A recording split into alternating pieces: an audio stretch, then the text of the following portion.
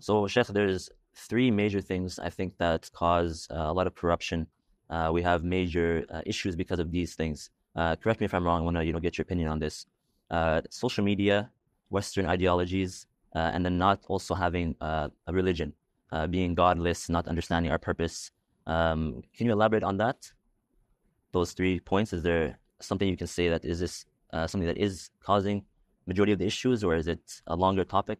These are, okay, someone comes to you and says, I have a severe headache. Yes.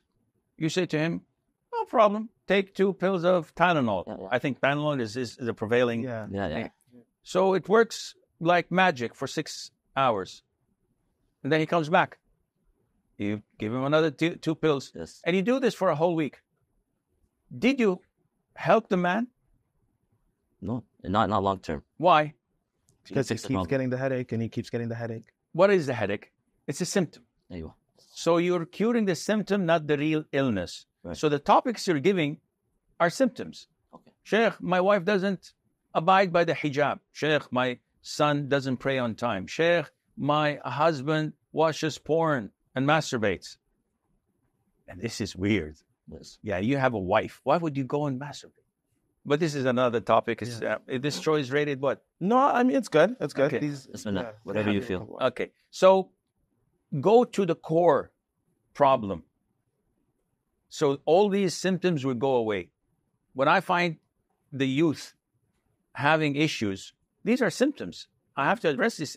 It's even among those who are pretending to be practicing. Right. They have a Dr. Jekyll, Mr. Hyde personality. In the morning, there's something. In the evening, there's something else. Yeah. The sheikh wears jeans and T-shirts and he's all buffed, and now he looks like a preacher from Mecca. Well, what is this? This is what you have to focus on.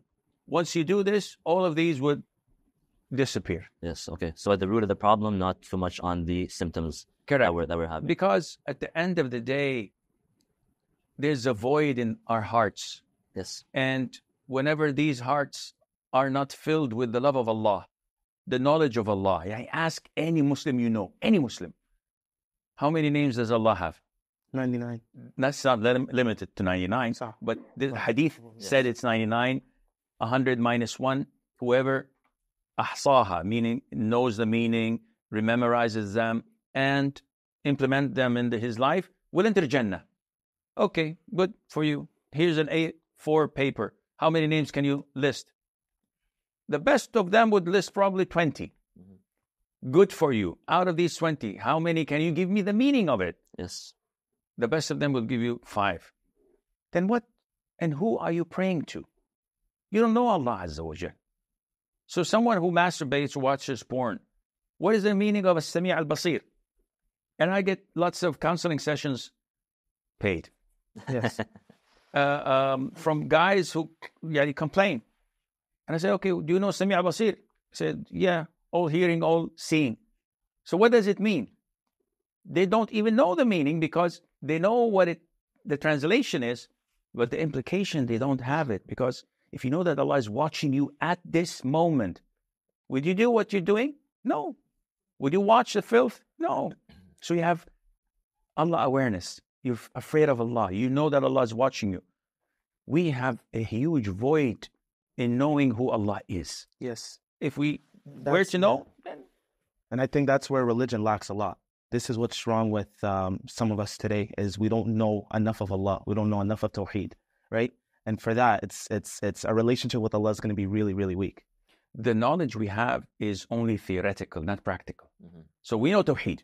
Tawheed al-Rububiyyah, Tawheed of Lordship, Tawheed al-Uluhiyyah, Tawheed of Worship, Tawheed al-Asma wa Sifat, Tawheed of the names and beautiful names and attributes of Allah Azza wa Jal. Let's put it to work.